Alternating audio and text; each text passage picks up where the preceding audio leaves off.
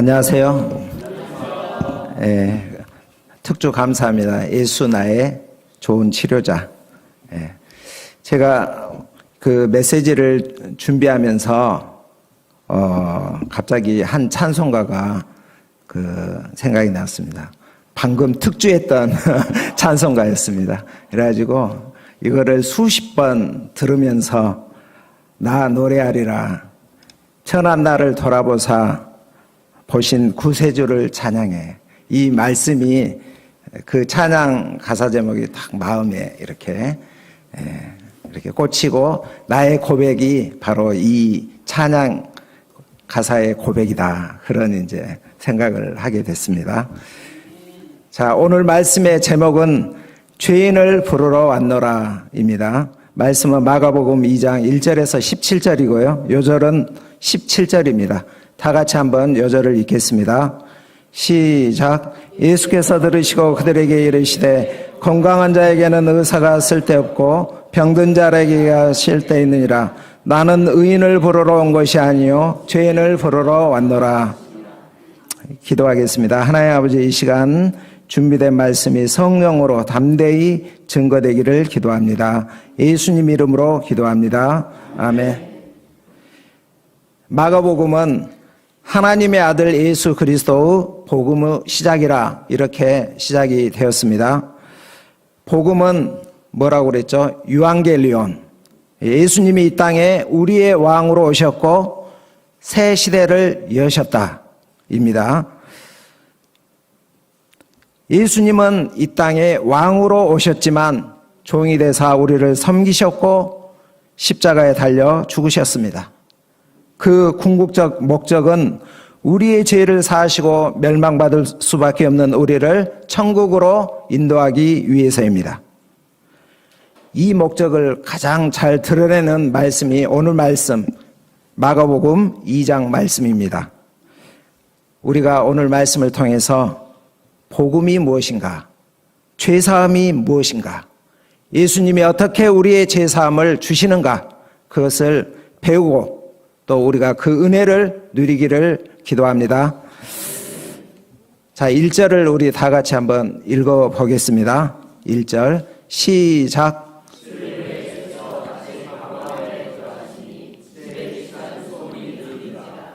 네, 마가복음을 보면 그 예수님의 사역에 있어서 일정한 패턴이 있거든요. 반복되는 패턴이 있는데 혹시 무엇인지 아시나요? 1절 말씀을 딱 보면서 예수님은 사람들이 많이 있는 곳으로 들어오셨다가 어느 시점이 되면 사람들이 없는 곳으로 나가십니다.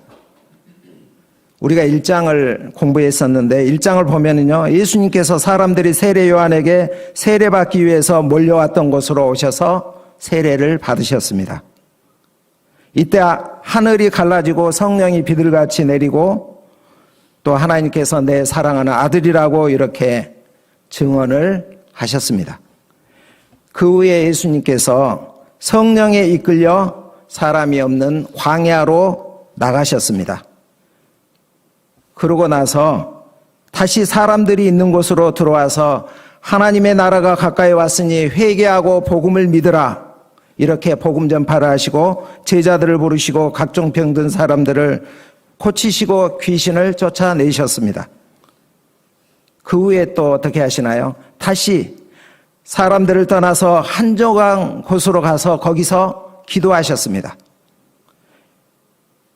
그러고 나서 다시 사람들에게 돌아오셔서 전도하시고 나병 환자를 깨끗하게 하셨습니다. 이제 나병 환자가 예수님의 소문을 널리 퍼지게 하자 예수님 어떻게 하시죠? 다시 바깥 한적한 곳으로 나가셨습니다. 이렇게 1장이 끝납니다. 이제 또 때가 되자 2장에서 다시 예수님께서 가버나움으로 들어오심으로 2장이 시작이 됩니다. 오늘 말씀 2장 13절을 보면은요, 예수님께서 열심히 또 일하신 후에 다시 바닷가로 나가시는 것이 나옵니다. 자, 그렇다면 왜 예수님께서 이러한 패턴을 보이시는 걸까요? 혹시 아시는 분? 예. 예수님은 죄로 고통하는 인생들을 섬기기 위해서 이 땅에 성육신 하셔서 이 땅으로 사람들 속으로 들어오셨습니다. 사람들 속에서 열심히 종으로서 섬기십니다. 그러다가 사람들에게 인기가 많아지면 사람들을 떠나 나가십니다. 인기에 영합하지 않기 위해서입니다. 그 옛날 인간을 타락시킨 마귀는 우리를 끊임없이 높아지라고 이렇게 부추깁니다. 하나님보다 내 뜻을, 하나님의 말씀보다 내가 원하는 것을 하라고 속삭입니다. 고난의 길을 가지 말고 편안한 길을 가라고 유혹을 합니다. 예수님은 사람들에게서 물러가서 사단과 맞서는 곳으로 돌아가서 하나님의 뜻을 행하겠다. 이런 자신의 서약을 새롭게 하시는 것입니다. 영적 씨름을 하신 것입니다. 예수님은 이 싸움에서 승리하신 후에 다시 사람들 속으로 들어오셔서 열심히 종으로서 우리를 섬기시는 것입니다. 우리가 이 원리를 적용해 보면 우리가 만약 하나님의 일을 열심히 하다가 좋은 결과가 나왔을 때 내가 이 일을 해서 이런 높아진 마음이 들 수가 있습니다. 반대로 하나님의 일을 열심히 했는데 결과가 신통치 않고 또 오히려 안 좋은 일이 내게 닥칠 때 괜히 열심히 했네, 시간 낭비해서, 이런 손해 심정이 들 수가 있습니다. 이럴 때 우리는 빨리 한적한 곳, 나의 골방으로 들어가야 합니다. 거기에서 나의 부르심이 무엇인지, 나의 정체성을 새롭게 하고 마귀의 괴계가 무엇인지를 분별해야 합니다. 나에게 주신 하나님의 약속을 분명하게 붙들어야 합니다. 자, 가버나움에 예수님이 들어가시자 많은 사람들이 몰려왔습니다. 문 앞까지도 들어설 자리가 없었습니다. 예수님이 무엇을 하시나요? 그들에게 도를 말씀하셨습니다. 도. 원어로는 헬라어로 로고스로 이렇게 표현이 되어 있습니다. 진리를 말합니다. 우리 요한복음 1장 1절에 보면 태초에 말씀이 계시니라 이렇게 나오는데 이 말씀이 바로 로고스입니다. 이 말씀은 곧 하나님이며 예수님을 나타냅니다. 예수님은 자신에 대하여 자신이 왕으로 통치하는 하나님 나라에 대해서 가르치셨습니다. 이때 무슨 일이 있었습니까? 3절 4절을 우리 다 같이 한번 읽겠습니다. 3절 4절 시작. 사람들이 한 중풍병자를 사람에게 메어가지고 예수께로 올세 무리들 때문에 예수께 데려갈 수 없으므로 그 계신 곳에 지붕을 뜯어 구멍을 내고 중풍병자가 누운 상을 달아내리니. 혹시 여러분 유대인들의 가옥 구조 혹시 아시나요? 여기 보면은 그 외부에 지붕으로 올라갈 수 있는 계단이 있습니다. 여기를 통해서 그 중풍병자를 지붕으로 올려서 이렇게 그 지붕을 뜯어내고 중풍병자를 누인 상을 이렇게 달아내린 것입니다. 여러분 여기 집이 누구 집이었을 것 같아요? 우리 성경학자들은 예수님이 살던 집이었거나 아니면 베드로의 집이었을 것이다 이렇게 추측을 합니다. 만약에 여러분들이 이 집의 주인이라면 이 지붕에서 이렇게 먼지가 휘날리고 구멍이 뻥 뚫렸다 할 때 어떻게 반응하겠습니까? 지금 뭐 하고 있는 거예요? 화를 내지 않았을까요? 이때 예수님은 무엇을 보셨고 무엇이라고 하십니까? 자, 우리 5절을 다 같이 한번 읽어보겠습니다. 5절 시작. 예수께서 그들의 믿음을 보시고 중풍병자에게 이르시되 작은 자여 내 죄사함을 받았느니라 하신. 예수님은 그들의 행동 이면에 있는 믿음을 보셨습니다. 인간적으로 보면 너무나 버릇없고 무례하게 보일지 모르지만 영적으로 보면 그들은 참으로 믿음이 좋은 사람들이었습니다. 예수님께 데리고 나가기만 하면 반드시 중풍병자가 나을 것이라는 믿음을 가졌습니다. 예수님은 그들의 믿음을 기뻐 받으시고 중풍병자를 적극적으로 환영을 해 주셨습니다. 작은 자여, 영어로 son이라고 이렇게 나옵니다. 예수님은 친아들처럼 아들아 하시며 따뜻하게 맞아 주셨습니다. 그리고 말씀하셨습니다. 내 죄사함을 받았느니라. 우리가 얼른 생각하면 중풍병자여 내 병이 나았느니라 이렇게 하셔야 할 것 같습니다. 그런데 놀랍게도 예수님은 이 사람에게 죄사함을 선포하셨습니다. 왜 이렇게 하셨을까요? 중풍병은 뇌혈관이 막히거나 또 터져가지고 신경을 이렇게 압박하는 거거든요. 그래서 신체 일부나 전신이 마비되는 그런 질환입니다.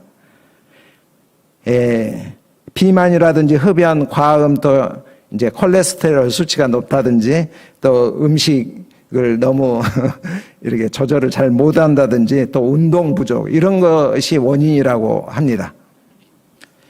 구약에 보면 그 아비가일의 남편 나발이 다윗이 자기를 치러 왔다는 소식을 듣고 놀라서 몸이 돌처럼 굳어진 후에 열흘 후에 여호와께서 치시니 그가 죽었다고 이렇게 나옵니다. 이는 뇌졸중의 그 전형적인 형태거든요. 또 여로보암이 하나님의 사자의 책망을 받은 후에 그가 편손이 이렇게 마비되었다고 이렇게 나옵니다. 그래서 유대인들은 중풍병을 죄와 밀접하게 연관되어 있다고 이렇게 생각을 했습니다. 예수님은 중풍병을 낫게 해주기 전에 먼저 죄 문제를 해결해 주시고 죄를 사한다 이렇게 선포를 하십니다. 죄 사함을 준다. 와, 놀랍지 않습니까? 이것이 바로 예수님께서 이 땅에 오신 궁극적인 목적입니다. 예수님은 일을 하실 때 어떻게 하십니까? 항상 때를 따라서 이렇게 일을 하십니다. 이제는 여러 정황상 이 죄사함을 선포할 때라고 이렇게 보셨습니다. 왜 죄사함을 선포할 때일까요?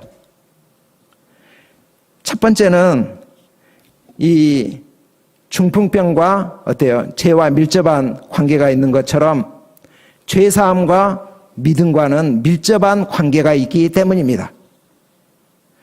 죄사함은 우리의 선행이나 고행이나 마음 수련으로 되는 것이 아닙니다. 율법을 행함으로 되는 것도 아닙니다. 종교 생활을 한다고 죄사함을 얻는 것이 아닙니다. 오직 믿음으로 되는 것입니다. 예수님은 그들의 믿음을 보시고 죄사함을 주셨습니다. 두 번째로 서기관들을 교훈하기 위해서입니다. 자, 우리 6, 7절을 다 같이 한번 읽겠습니다. 시작. 거기 앉아서 마음에 생각, 이 사람이 어찌 이렇게 말하는가? 신성모독이더라. 오직 하나님 한 분 외에는 누가 능히 죄를 사하겠느냐? 여러분, 서기관들이 왜 이 자리에 와 있을까요? 생각을 해보세요. 1장에 보면은 그 예수님께서 말씀을 가르치실 때 사람들이 놀라면서 뭐라고 하죠? 그가 가르치시는 것이 권위 있는 자와 같고 서기관들과 같이 아니하도다 이렇게 했습니다. 서기관들이 하는 일이 뭐죠? 성경을 해석하고 가르치는 일이었습니다. 그런데 예수님도 똑같은 일을 하시는 것입니다. 서기관들은 예수님의 인기가 치솟고 또 사람들이 자기에게로 와서 가르침을 받았는데 그 발길을 돌려가지고 예수님께로 다 몰려가니까 도대체 어떻게 가르치길래 사람들이 예수님에게로 다 몰려가지? 예수가 누구야? 알아보러 온 것입니다. 예수님은 이런 서기관들에게 내 죄사함을 받았느니라 말씀하심으로 자신이 누구인지 그들에게 알려주고자 하는 것입니다.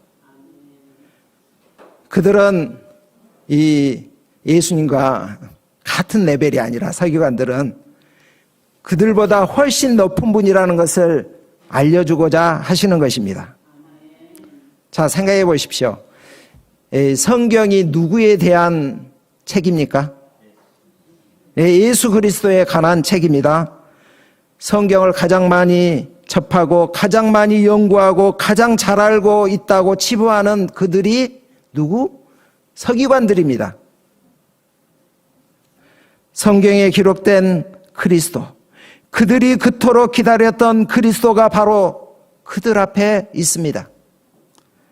그렇다면 예수 그리스도를 가장 열렬히 환영하고 기뻐하며 맞아들여야 할 사람이 그들 아닙니까? 자, 그런데 그들은 어떻게 반응합니까? 이 사람이 어찌 이렇게 말하는가? 신성모독이로다. 오직 하나님 한 분 외에는 누가 능히 죄를 사하겠느냐? 이렇게 심중에 생각했습니다. 그들은 하늘에 계신 하나님만이 죄를 사해 줄 수 있다고 생각했습니다. 또 죄를 용서받으려면 당시 어떻게 했습니까? 반드시 속죄 제물을 가지고 성전에 가서 제사를 드려야 한다고 생각했습니다. 그런데 예수라는 자가 죄를 사해버리니 너무나 충격적이고 신성모독이라고 생각한 것입니다. 그러나 그들의 문제가 무엇입니까? 그들은 성경을 잘 안다고 생각했지만 실상은 성경도 하나님의 능력도 모르고 크게 오해하고 있습니다. 예수님이 이 땅에 오신 하나님이라는 것을 깨닫지 못한 것입니다. 또한 하늘에 계신 하나님만이 죄사함을 주시는 것이 아니라 이 땅에 계시는 그리스도가 죄사함을 줄 수 있습니다. 그것을 알지 못했습니다. 결국 서기관들의 문제는 그들 안에 믿음이 없다는 것입니다. 그들에게 마귀가 그들의 영적인 눈을 어둡게 하여 예수님을 알아보지 못하게 하고 오히려 대적하도록 역사하고 있음을 그들은 깨닫지 못하고 있습니다. 이때로부터 예수님과 바리새인 서기관들과 이렇게 충돌이 시작이 됩니다. 그리고 이게 계속이 됩니다. 최종적으로 예수님은 그들로부터 어떤 제목? 신성모독이라는 제목으로 고소당하고 죽임을 당합니다. 이때 이제 처음 갈등할 때 제목 신성모독이 끝까지 갑니다. 우리가 예수님 편에서 좀 생각을 해보겠습니다. 아니, 왜 예수님은 이런 갈등이 뻔히 야기될 줄 알면서도 그들 앞에서 이렇게 죄사함을 선포하시는 걸까요? 이것은 예수님이 십자가에 달려 죽을 것을 각오했기 때문입니다. 한적한 곳에 가서 예수님을 대면할 때 이를 서약하였습니다. 흔들릴 때마다 또 서약을 했습니다. 우리 겟세마네 동산에서 예수님께서 기도하시기 전에 14장 33, 34절에 보면 이런 말이 나옵니다. 예수님께서 심히 놀라시며 슬퍼하셨다. 내 마음이 심히 고민하여 죽게 되었다. 이렇게 흔들렸습니다. 예수님도. 그때마다 하나님께 나아가서 서약을 한 것입니다.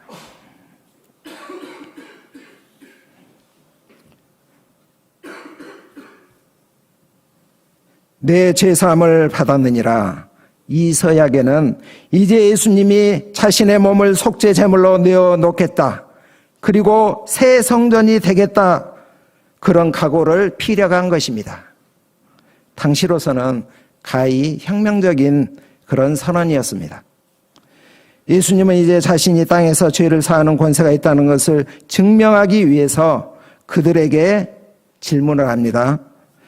9절 10절을 한번 다 같이 읽어보겠습니다. 시작. 중풍병자에게 내 죄사함을 받았느니라 하는 말과 일어나 내 상을 가지고 걸어가라 하는 말 중에 어느 것이 쉽겠느냐? 그러나 인자가 땅에서 죄를 사하는 권세가 있는 줄을 너희로 알게 하려 하노라 하시니 중풍병자에게 말씀하시되 중풍병자에게 내 죄사함을 받았느니라 하는 말과 일어나 내 상을 가지고 걸어가라 하는 말 중에 어느 것이 쉽습니까? 다 어렵습니다. 예수님은 두 가지 문제를 다 해결해 주기 위해서 중풍병자에게 명령하십니다. 일어나 내 상을 가지고 집으로 가라. 그러자 그가 일어나 그 상을 가지고 모든 사람 앞에서 나갔습니다. 이를 본 모든 사람이 깜짝 놀라서 하나님께 영광을 돌렸습니다. 참으로 예수님은 우리 인생들을 놀라게 하시는 분이십니다. 예수님은 그를 믿는 자에게 죄사함의 은혜를 주십니다. 히브리스 저자는 그 은혜가 어떤 것인가? 다음과 같이 이야기했습니다. 염소와 송아지의 피로 하지 아니하시고 오직 자기의 피로 영원한 속죄를 이루사 단번에 성소에 들어가셨느니라.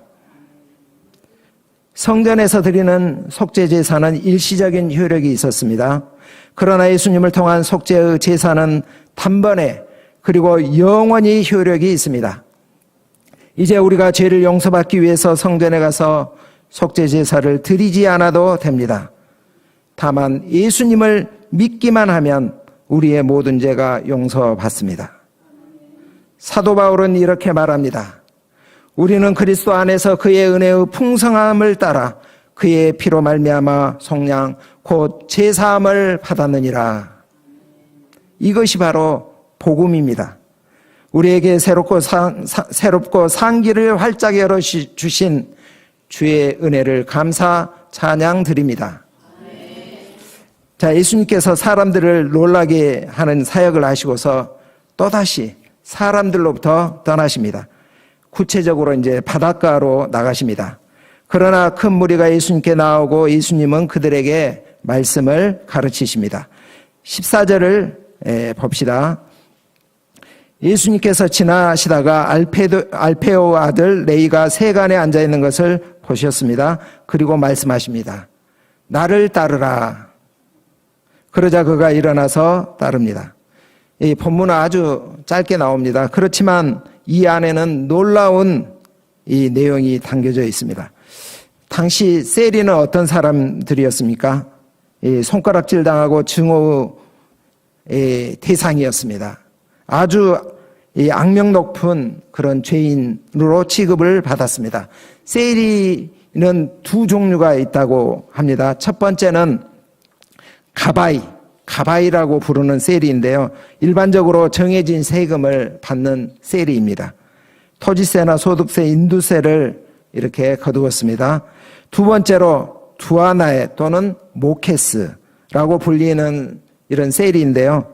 이들은 자기에게 할당된 세금만 정부에 바치고 나머지는 세금을 걷어가지고 in my pocket 하는 세리인데요. 이들은 자기에게 이들의 수탈이 아주 심했다고 합니다.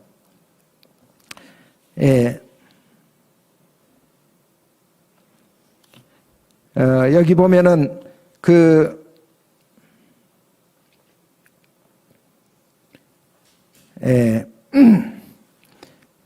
이들은 이제 특히 현장에서 세금을 걷는 그들은 주요 이제 혐오 대상이었는데요. 세리레이가 두 번째 두아니에 또는 모케스에 해당되는 그 세리입니다. 이들은 다리 통과세, 도로세, 입항세, 심지어 동물에다 이렇게 세금을 붙였다고 합니다. 그리고 이제 시장에 들어갈 때도 세금을 받고요. 심지어 이제 마차 바퀴 하나하나에다 다 세금을 이렇게 붙였다고 이렇게 합니다. 그래서 이를 연구하는 현대 학자들조차도 어디에다 세금을 붙였는지 너무나 방대해가지고 다 확인하지 못할 정도라고 합니다. 그리고 세금을 매기기 위해서 진꾸러미를 다 풀어헤치게 하고 개인적인 그런 서신조차 이렇게 공개하도록 했습니다. 그래서 그 무례함과 강탈이 상상을 이렇게 초월했다고 합니다. 아마 베드로가 물고기를 잡고 콧노래를 부르면서 이렇게 부두에 오면은 세리레이가 그를 이렇게 불렀을 것입니다. 어이 베드로 물고기 많이 잡았는가? 축하하네. 그러면서 잡은 물고기 10분의 1은 세금으로 바쳐야지. 그러면서 이제 세금 달라고 했을 것입니다. 이때 이제 베드로가 속으로 이 벼르고 가운을 빼먹어라 하면서 이제 투덜거렸겠죠. 이제 저랑 성역 공부할 때 이제 어떤 청년이 이런 세리를 양아치라고 이렇게 했습니다. 이런 이 세리가 유대 사회에서 환영받았겠습니까? 그들은 재판 자리에 앉을 수 없었고 증인으로도 설 수가 없었습니다. 무자비한 이들의 행포에 이 합법적인 이 속임수가 이렇게 통용이 되었는데요. 예를 들면 짐승을 끌고 가는데 모케스라는 이 세리가 양에 대한 세금을 내라고 하면은 이거 성전에다 이렇게 바칠 양이야. 그러면 이제 통과시켜줬다고 합니다. 또 이제 종들에게도 이렇게 데리고 가는 종들에게도 이제 종이 물건으로 보고 종들에게도 세금을 물렸다고 그럽니다. 그러니까 아니 얘는 내 아들 아니야. 그러면서 양이야 아들이야 이렇게 이제 종 아니야 아들이야 이렇게 하면서 이제 면피를 했다고 합니다. 이 얼마나 우습고 기가 막힙니까? 여기 나오는 세리는 일반 세리도 아닌 가장 악명 높은 모케스입니다. 그리고 지금 그 자신이 직접 세금을 걷기 위해서 지금 세관에 앉아 있는 것입니다. 아마 이렇게 쭉 둘러보고 저기 강남 목자님 저 안경 세금 냈어요? 그거 착용비 내세요.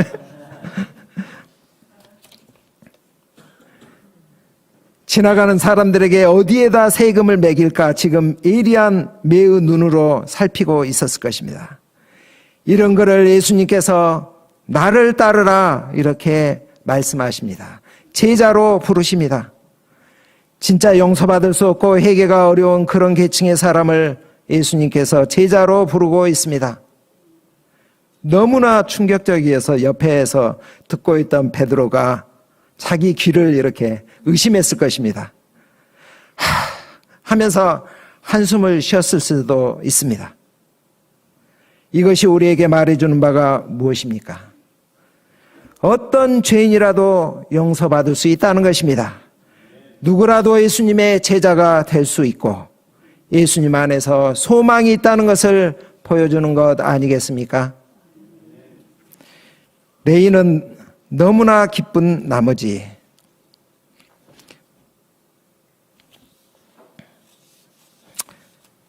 예수님과 그의 제자들을 위한 잔치를 준비하였습니다. 그리고 그의 동료 세리들과 죄인이라 불리는 사람들을 초대하였습니다. 많은 세리와 죄인들이 예수님과 식사 교제하면서 큰 위로와 힘을 덧입었을 것입니다. 그 모임은 죄인들의 천국잔치요 기쁨이 충만한 하나님 나라 그 자체였을 것입니다. 그러나 이를 본 바리새인들의 서기관들이 어떻게 반응합니까? 16절에 한번 다 같이 이제 서기관들처럼 한번 해보겠습니다. 시작.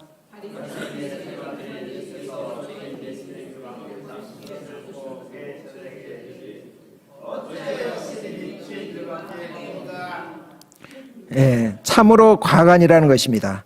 그들의 생각에는 세리와 죄인들은 너무나 사악한 죄인들이기 때문에 절대로 가까이에서는 안 된다고 생각했습니다. 철저히 격리시키고 정죄해야 마땅한데 식사까지 함께 하시니 도저히 납득이 안 갔습니다.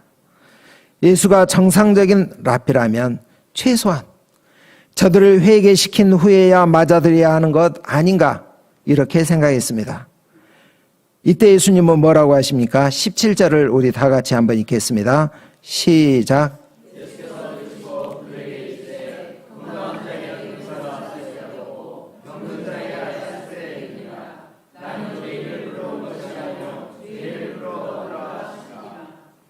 예수님은 자신이 영적 의사로 왔다고 합니다. 그러기에 먼저 환자와 함께 하면서 그들을 돌보고 그들을 치료해 주어야 한다는 것입니다. 바리새인들이 생각하는 죄인들을 맞아들이는 방식과 예수님의 방식은 사뭇 다릅니다. 이 바리새인들의 주장은 죄인들이 먼저 회개하도록 하고 그 다음에 그에게 하나님의 받아들이심을 받으라고 합니다. 이것을 일명 랍비주의라고 합니다.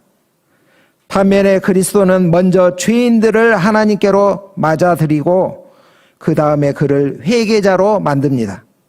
이것이 예수님의 원리요 기독교의 원리입니다. 그리스도는 의인을 부르러 온 것이 아니라 죄인을 부르러 오셨습니다. 의인의 구주가 아니라 죄인의 구주이십니다. 예수님이 우리를 회개로 먼저 부르신 것이 아닙니다. 먼저 자신에게로 그리고 그 나라로 부르십니다. 여기에서 시작하여 회개가 시작되는 것입니다. 이 개념을 잘 이해를 해야 됩니다. 내가 의인을 부르러 온 것이 아니라 죄인을 부르러 왔노라. 예수님의 말씀은 교회가 어떤 곳인가를 잘 설명해 줍니다.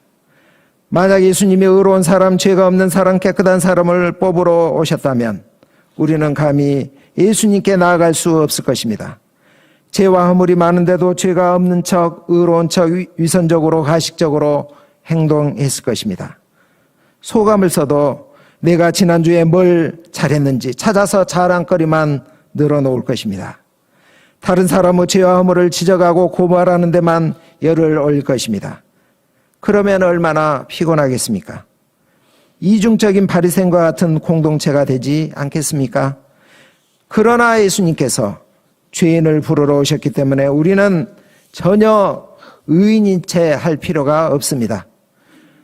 우리 자신을 거룩한 척, 깨끗한 척 꾸밀 필요가 없습니다. 있는 모습 그대로 주님 앞에 나아가면 됩니다. 요한일서 1장 9절에 만일 우리가 우리 죄를 자백하면 그는 미쁘시고 의로사 우리 죄를 사하시며 우리를 모든 불의에서 깨끗하게 하실 것이요. 나의 죄와 허물을 있는 그대로 주님께 고백하면 됩니다. 우리는 가끔 왜 교회가 이렇게 문제가 많은가? 또한 통역자들에게서 보여지는 죄와 허물로 인해서 실망을 하기도 합니다. 그런데 원래 교회란 문제 많은 죄인들이 모인 공동체라는 것을 우리가 잊어서는 안 되겠습니다. 감사한 것은 의사이신 예수님이 교회의 머리라는 것입니다. 그분께서 교회의 문제들을 친히 해결해 주십니다. 또 문제들을 통해서 우리를 회개케 하시고 우리를 성숙하게 하십니다.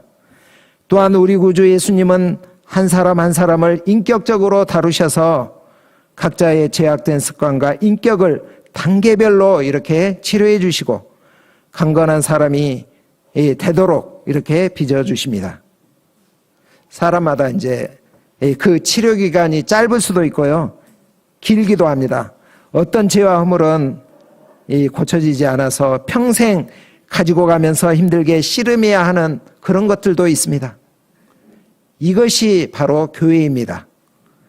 그러므로 우리는 자랑할 것이 하나도 없습니다. 오직 주님의 긍휼과 은혜만이 찬송받을 뿐입니다. 우리가 주께 하라고 하신 일을 다 한 뒤에라도 저는 다만 무익한 종일 뿐입니다. 이런 고백을 할 수밖에 없습니다. 자, 말씀을 맺겠습니다. 오늘 말씀을 들으면서 어떻습니까? 참 많이 놀라셨죠? 예수님이 우리를 놀랍게 하셨기 때문입니다. 예수님은 죄사함을 받았느니라 하시며 하늘이 아닌 이 땅에서 죄사함을 선포하셨습니다. 회개하기 힘들 것이라고 생각했던 악명 높은 세리레이를 용서하실 뿐만 아니라 제자로 부르셨습니다. 죄인들의 무리를 영접하시며 하나님 나라 축제를 맛보게 하셨습니다. 예수 그리스도는 영적 의사로서 이 땅에 오신 죄인들의 구주가 되십니다. 비천한 우리를 영접하시고 죄사함을 주시고 치료해 주신 우리 구주 예수님을 찬양합니다. 은혜 받은 우리는 어떤 죄인이라도 열렬히 환영하고 그들을 섬기되 주님의 마음으로 종의 자세로 섬기기를 기도합니다. 기도하겠습니다. 하나님 아버지 감사합니다. 성자 예수님이 이 땅에 오셔서 죄로 고통하며 멸망으로 가고 있는 우리를 불쌍히 여기시고 긍휼히 여기시고 은혜를 베푸사 그를 믿는 자에게 죄사함 주시니 감사합니다.